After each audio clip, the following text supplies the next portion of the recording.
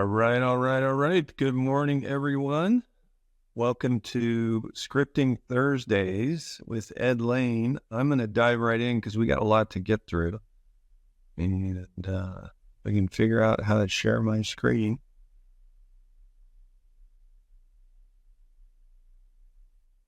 All right. So, as you may recall, if you've been here in the past couple of weeks, we covered the listing presentation sequence. And 2 weeks ago, we covered all the prep that you should cover before you even go. So if you weren't here 2 weeks ago, definitely go back and watch that one. It's very informative, and I give a lot of scripts and dialogues to help you win. And then last week, we covered the actual presentation itself. So if you're looking for ways to improve your current presentation, you're welcome to watch that, hijack it, plagiarize, R&D, as we like to say, rip off and deploy. But today, we're going to cover objection handling. And this is a really important part of it because if you follow a process, you're going to get to the end of your presentation and you're going to say, am I the right guy to help you get your home sold? And then you're going to listen, right? And if they say anything other than yep, or yes, or yeah, that's an objection, right? If they say, well, or it depends, or whatever, you want to be prepared to slay that dragon because you're not going to get hired if you can't answer their questions, right? Now, hopefully your presentation goes a long way towards solving that and answering those questions before they even get asked. But if they don't, you got to sort of brace for however they're going to answer when you ask, am I the right guy or gal to help you get your home sold? And a lot of common questions that can come back at you are, well, it depends on what you're going to charge me, right? Or it depends on what you're going to list it for. Or, yeah, that would be great as long as I can get it all for 1%, right? You don't know with certainty what they're going to say, but you want to flesh that out. That's why asking that question at the top, am I the right person to help you get your home sold, will bring those questions to the forefront. So let's start with what do you charge, right? That depends. What are you going to charge me? What I like to do is answer it directly. My fee is X, right? And this is really effective because in a lot of instances, the seller has a number in their head. And more often than not, that number is the number 4, right? Because they've heard the Redfin model so many times. They think that getting a listing agent to work for them for 4% is a good deal. Well, if you say 3, you actually are going to have endorphins release in their brain because you just said a number that's lower than what they were hoping for or expecting, right? Now, I've gotten many 4% listings signed. In fact, before the NAR settlement with the decoupling, I got 7% listing agreements signed pretty consistently and regularly. And the only reason I did that is because I demonstrated that I was going to be working much harder and doing many more things than the other people they had spoken with. And they didn't want to not hire me. So the key here is when they ask the question, what are you going to charge me? Well, my fee is X%, and then zip it and let the endorphin rush happen, right? And then after that happens, then I segue into, now all we need to do is figure out how much to offer to a buyer's broker. So that's the first time they've connected in their head that the first number was only my side, right? But now they're sort of locked in and we're headed down this path. Now, if you're in another state, you don't even have to say that because you're in a state where you're not allowed to promote a seller contribution towards a buyer brokerage commission. I know we're supposed to call it a concession, but let's call it what it is, right? I'm here in Washington State, though. And our MLS has told NAR that they're not going to participate in the settlement, and they are going to continue to disclose those commissions or concessions. So we here in Washington still want to speak to buyer brokerage fees. You may or not have to. So the key, though, is you can just be direct. Now, I don't have it on the slide, but if you're in one of those states, another effective dialogue is it's your choice. It's yours to decide. My fees are anywhere from 0 to 7%. And they go, really? And you go, yeah. So you can negotiate in the moment, and you should negotiate in the moment. Because one thing, a prevailing theme of everything I do and everything I teach is get hired before you start delivering services. And specifically, before you tell them what your CMA value is, right? So, think of it like this. The most important asset you have, or the most valuable asset you have, is the 6 inches between your ears, right? So the minute you say you think their home's going to sell for X, they've got what they need from you. And if they don't like the number, they're going to hire somebody else who says a higher number, right? We all know that consumers are not the most sophisticated. They'll talk to 10 brokers and they'll hire the guy or gal that just says the highest number. Well, that's idiotic, right? Because if you take 10 listing brokers' opinions, the person who's the highest is most likely the person that's the most wrong. And the person who's the lowest, well, he's just being aggressive and hoping that you don't question him so that he has an easy sale, right? We kind of touched on that last week in the listing presentation. So anyway, decide what you're worth, sell what you're worth, and demonstrate value, because price is only an issue in the absence of value, right? Now that's a good segue with my comments about don't tell them your value to the next question, right? Am I the right guy to help you get your home sold? Well, that depends. What are you going to list it for? Oh, right? So you don't want to just blurt out, well, your home, according to my CMA, came out at 785 or whatever, right? What you want to say is, well, this is your asset. I'll give you my opinion, but in the end, what we list it for is your decision, not mine. Let's set that aside for a moment, right? The market is going to tell you what your home is worth. What you want is who's got the best marketing to help you get the highest number. So assuming we can come to an agreement on the list price, am I the right guy to help you get your home sold? So I just circle back to the question at the top when I get this question. I call it, you sort of olay, right? Think of a bullfighter with his red cape and how he just sort of olays the bull. Well, I'm olaying that objection, and I'm not failing to address it. I'm just saying I'm not addressing it now, right? So, hey, this is your asset. I'm certainly going to give you my opinion, but in the end, it's your decision, right?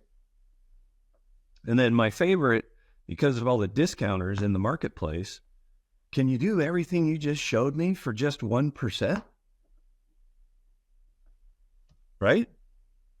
That's a no, right? But you have to say it more carefully. And what I say is, oh, of course I can, but I can't do everything that I just showed you. So we're going to have to figure out which of all the systems I just showed you do you want to leave out? And if you're planning on charging 3, then you can say, and we're going to have to leave out 2/3 of them. And what you're going to find is the average consumer doesn't want you to leave out anything. Like in those occasions where I'm getting a 4% listing agreement signed, they ask, does it have to be that? And I say, well, no, it could be 3, but then we have to drop 25% of all the systems I just showed you. And they go, oh, then let's leave it. Does that make sense? So there's also some sort of, mental beliefs that you're going to run into where you're sitting across the table and you can tell that they already think that they're a shrewd negotiator, right? But what you can say is, hey, compliment them, right? Hey, you're a shrewd negotiator. I'm a skilled negotiator. Don't you think you'd be better off if we were both working together to get the best price for you? Right? Wouldn't it be better if we were both on the same side of the table? Another way to say that is, if you want to negotiate on my fee, that's a finite amount of money. Wouldn't it be better to get the buyer to pay more rather than you picking my pocket? Right? You can say it just like that. I have said it just like that. You have to read the room, right? If it's a male that thinks he's a shrewd negotiator, I'll say that. If it's a soft-spoken male or a female, I'll say, my commission is a finite amount of money, and there's only so much of it that I can give to you. In fact, it's less than you think because I have to share it with my firm first. So I don't even get what you are paying. Wouldn't it be better if we picked the pocket of the buyer? Right? So just help them visualize that the pool of money in your commission is smaller than the pool of money and the potential of the buyer, right? Then you're going to run into the consumer who just throughout his life has just said, I always get a discount. I always get a discount. Well, that's easy. Great. My normal fee is 4%. Will that be a problem? Well, I want a discount. Okay, well, I can see if I can do it for 3%. Right? That's a discount. And you and I both know that 3% is actually getting paid pretty well, isn't it? You can also weave into this conversation, if you're having it, that it's not your decision. It's actually a benefit to make it sound like I got to get someone else's approval, right? Because it buys you the opportunity to get their commitment, right? So you can say, okay, well, I'm on a team or I'm in a brokerage and I have to get the managing broker's approval for this. So before I go get that, I just want to be certain if I can get this all done for just 3%. Make sure you insert the word just, right? Make it sound like that's less than normal. If I can get this approved for just 3%, you're going to hire me, right? And they go, yeah, right? Because they think I need to encourage this guy or gal to go ask the question. So I'm going to dangle the, yeah, you'll hire me, right? And then what I do is I actually strike it on the contract, initial it, and I have them initial and sign the whole contract. And that way they are going to be committed contractually. And then I'm just going to go and send it to my managing broker and have them initial that change. And they're going to ask me, why do you need this? And don't worry about it, right? Now, if you're a broker owner, you may not be able to do that. Or maybe you can blame your CPA or your spouse or somebody, right? Or maybe you have a business partner. But it helps to have that buffer, right? And then the last one, and my favorite one, in fact, I have a video on my YouTube channel called Selling Against Listing Discounters, which you guys are welcome to go watch. But that's XYZ company will do it for 1%, will you, right? That's the Redfin model. Or here in Seattle, we have, 3 or 4 different companies that all portray it as we do it all, full service for 1%, which is a load of crap, right? But when they ask for that, I go, did they show you all the things they're going to do for you? Like in my listing presentation, you guys saw it last week. I go through literally a 155-step system.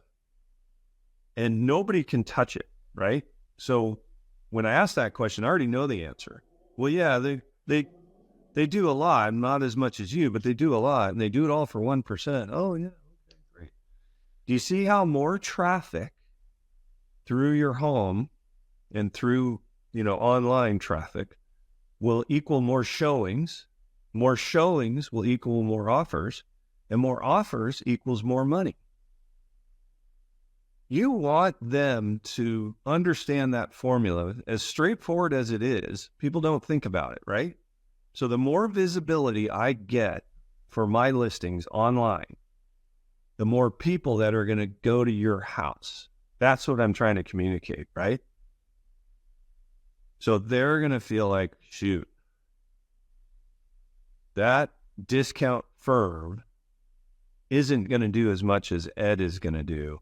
And that's going to reduce the visibility, reduce the showing, reduce the offers, and reduce the money. You see how I've equated my system to more money in their pocket? Right?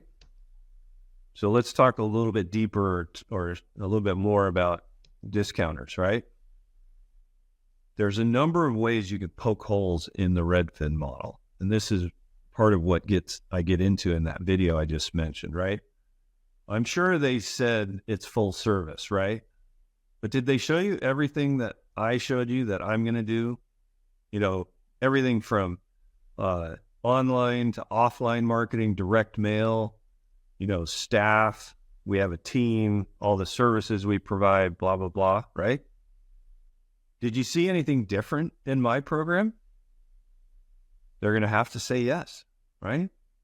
And as you saw last week, the last screen on my presentation is where I'm having all of these conversations, and that screen lists all 155 things that I do. So they're having to answer these questions while staring at a giant list of things, right? And of course, they're going to have to say, well, yeah, you do a lot, right? In fact, if you were here last week, or if you weren't here last week, before I asked the question, am I the right guy to help you get your home sold? I actually asked, I've shown you a lot today. Did you notice anything different, or did anything stand out to you? And I ask them that while that list is on the screen, because they're more likely to say, yeah, I really like this, or I really like that. Or they're going to say, man, it's just so comprehensive. You guys think of everything. That's the most common answer I get, right? Here's my favorite. I call this knee buckling logic. So Redfin gave you a 67% discount without you even asking. And that's how they negotiate with their own money. How good a job are they going to do when they're negotiating with your money? Right? That should be terrifying to somebody. You mean to tell me that somebody who cuts their commission from 3 to 1, 67%, without you even asking, and you're going to entrust them to negotiate with your money?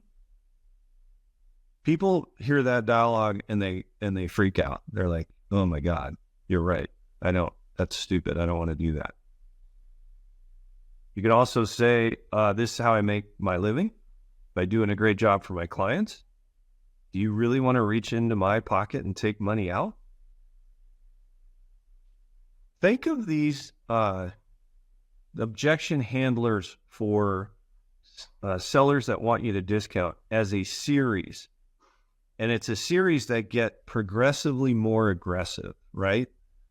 And this last one is the most aggressive, right? Because it's kind of offensive to say, you want to reach into my pocket? So what I would encourage you guys to do is use these in order and see how far down the list you get.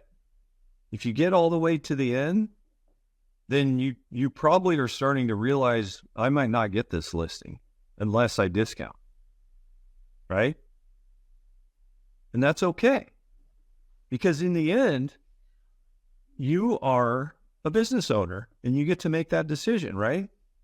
So this next thing is just a 1-page, all of them on one slide. If you want to shoot a picture of it or screen grab it, you can do that. Right? There's a couple on there that we didn't talk about. Redfin, they have no incentive to perform because they get paid regardless. I only get paid if you win. That's a really good one, right? Also in the listing presentation, you saw that on average, in our MLS, the MLS average sale is 100.4%, and my average listing sells for 103.8. So that's almost 3.5%, which proves that it pays for itself, right? All right. And remember, at the end of the day, if you have to discount, it's a business decision. And if you follow that sequence of objection handlers, what you may find is you still have to discount, but you're able to discount less, right? And you can make the call of whether you want the business or not. Now I got to figure out how to find you guys again. I had a broker on my team that she's Chinese. And culturally, the Chinese buyer expects a discount 100% of the time. And when I was coaching her, I was trying to explain that doesn't mean you have to, right? And it's I know it's hard to wrap your mind around because it's so culturally accepted or common. And this is true in the Indian community as well, right? They have this expectation. And I don't have a problem with that. What my hope and prayer for each of you would be that this is a muscle. And if you can improve it and strengthen it, you might be able to discount less, right? I don't want you to not sell that house. But what I want you to envision down the road is I'm going to get to the point where I'm so good at this that I'm able, instead of having to give half, which is what a lot of the Chinese clients wanted, I'm able to give a quarter. Or a half a point, which would be even less than a quarter, right? So just look at it as an opportunity to practice, especially when you're in the teeth of it, right? You're sitting in somebody's living room, you've gone through their slide deck, and you say, am I the right gal to help you get your home sold? And they say, it depends what you're going to charge me. And what I want you to think in that moment is, oh man, this is what Ed was talking about. Here we go, right? So have this litany of objection handlers and just work your way through it until you feel like, okay, like a scenario would be, I got through all of them except the reach in my pocket one because I knew based on how the conversation was going, they were going to be wildly offended. And I don't want you to ever offend somebody, right? But that's like the big red button, like the nuclear objection handler. So there's going to be times where you might use it. And it'll only be in those instances where you've read the room, you recognize that the person you're talking to really is a shrewd and savvy and even somewhat crass negotiator, and they're not going to be offended. They might actually be impressed with it. Like, look at you. I like that you're defending your money, right? So play those cards as best you can. And when you get into the mix of negotiating, you're going to find that more often than not, you'll be able to get more, not less. And if you start at 4%, you're going to negotiate your way down, right? But you're starting at a higher number, so you could end up at a better place anyway. All right. So every week, my commitment is to help you guys with any other scripts that you might need currently. But why don't we start with any questions about those? You bet, Suma. Anytime. Anybody? Does anybody have a struggle they're dealing with right now that they would like some help? I have struggled with email marketing. Do you do email marketing? How much direct mail? Email. Yeah, not email. direct mail. Yeah. Yeah. So my CRM does drip sequences for everything and everyone. So I think I have 30 different drip sequences now. So depending on the lead source, it'll auto fire. You can also buy email drip sequences. You can also use ChatGPT to create email drip sequences. So, but a lot of CRMs, Suma, come with some templated drip sequences. So I would look at those first. And what I did, so I'm with EXP. I joined 2.5 years ago, and we get KV Core for free. And KV Core has but like 29, I think, email, smart mail, they call it. And all I did was I went in and edited the first email because I wanted to also announce that I had closed my company of 20 years and joined this company because of their innovations. And then I left the rest of the same way. So everybody that gets into my CRM gets an email drip sequence cranked up on them. How often you send the email to Indeed? Great question. Depends on the type of lead it is. If it's a brand new internet lead that asks for we're doing a lot of seller leads right now, and a very common sort of call to action for sellers is what's my home worth, right? So for those, they get an email every day for 3 days, an email every 3 days for 3 weeks, and then an email every month for 3 months. And then I also have an inside salesperson who's calling them, especially in the first 72 hours, trying to convert them.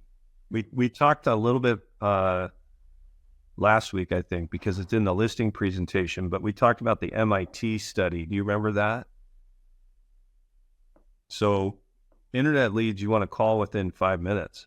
And that's the challenge, right? If you're a busy realtor, that's not always easy, but it's extremely important. So if you're not able to do it within 5 minutes, consider hiring an inside sales associate who that's all they do is respond to leads.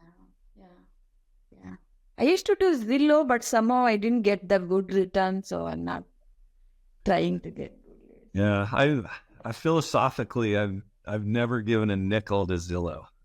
Oh, yeah, great. Then what system you use for internet? Street text?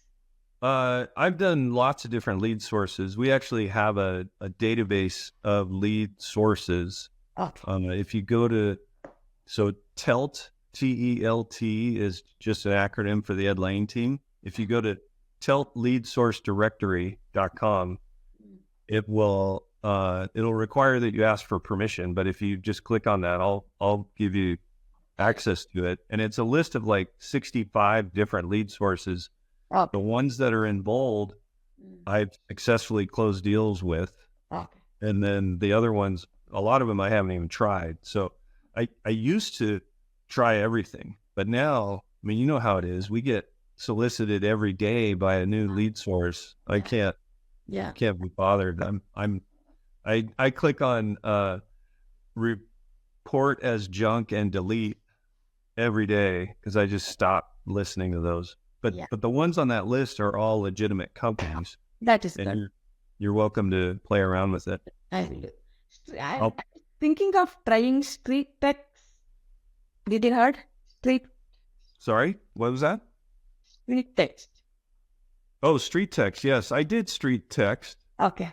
I did not get very good conversion out of it. Oh, yeah. But I think it was my fault because I've talked to a few people that have been doing really well with it. And what they've done, for any of you that are doing street text, here's what I've heard. I have not tested, but what I've heard is if you reply to the leads with a CMA and a video where your face is down in the corner, kind of guiding them through, and just give them a walkthrough on the CMA, you get a lot more engagement that way. So I actually sent an email to Street Text because I wanted to reactivate my account and play with that and try it. So let me know if you do it, Suma, all right? I talked to them. It feels little expensive for seller leads, you know? Yeah, it's costly to kick it off, but super effective at generating leads. And And my current number one lead source is Facebook ads, which is what Street Text does. Yeah. And I really liked how you could do split testing with them. Yeah. Make it really easy. So Yeah. Thank you.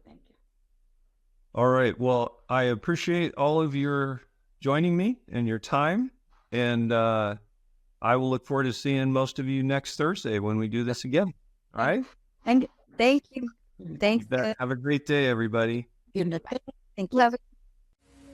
If you'd like more information or to get connected to the Agent Power Huddle, join our free Facebook group. This call was designed for the agents in our EXP organization, but open to any agent from any brokerage. If you're a guest and you're interested in learning more about EXP or our specific resources within the Agent Collective, reach out to the person who invited you to this call to get more info.